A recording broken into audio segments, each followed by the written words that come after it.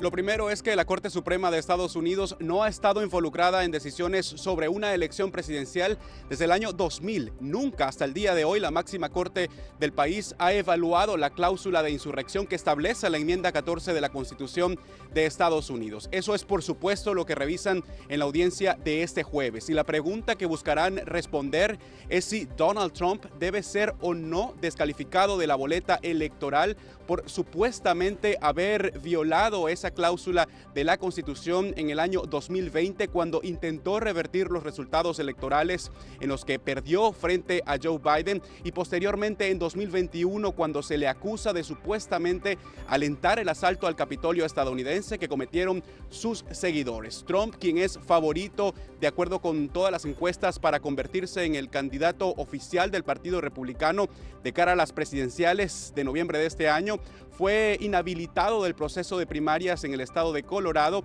según lo dictaminó la Corte de ese estado de Estados Unidos, el mismo que por supuesto hoy revisa la máxima corte del país aquí en Washington, D.C. Ahora, la disposición constitucional de insurrección data de los años después de la Guerra Civil de Estados Unidos. Eso era para impedir que los acusados de insurrección contra el gobierno fueran elegibles como funcionarios. La defensa de Donald Trump, hay que destacar, sostiene que esto no aplica al expresidente de Estados Unidos. Y como estamos en un territorio no explorado anteriormente, los jueces de la Corte tendrán que interpretar la Constitución y específicamente esa parte de la Constitución, y más adelante también revisar si Donald Trump tiene o no inmunidad presidencial. Desde la Casa Blanca para Telearuba, Jorge Agobián, Voz de América. El primer ministro israelí Benjamin Netanyahu ha rechazado la propuesta de Hamás para la liberación de los rehenes. Hay que recordar que esta solicitud incluirá la excarcelación de 1.500 prisioneros palestinos, entre los que 500 eran considerados de máxima seguridad, a cambio de la liberación de los rehenes israelíes que son soldados.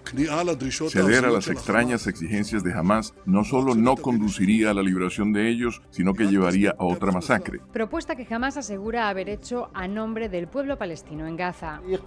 Nuestro pueblo palestino quiere poner fin a esta ocupación y anhela la libertad y el establecimiento de un Estado palestino independiente. Estados Unidos sigue reiterando su apoyo a Israel y durante su visita al secretario de Estado enfatizó que es imperativo proteger a los civiles y brindar asistencia humanitaria a quienes la necesitan. Así lo explicó a La Voz de América la embajadora estadounidense en España. La manera de salir de esta situación es buscando una solución de largo plazo. Obviamente Israel, pero también el pueblo palestino pueda tener su nación con la certeza necesaria para que esos ciudadanos, esos pueblos se puedan sentir seguros. Rafah, el límite sur de Gaza, a donde han huido miles de palestinos desde el inicio del conflicto, es ahora foco de los ataques, el más reciente a un vehículo y edificios residenciales en donde 4 personas perdieron la vida, incluido un bebé.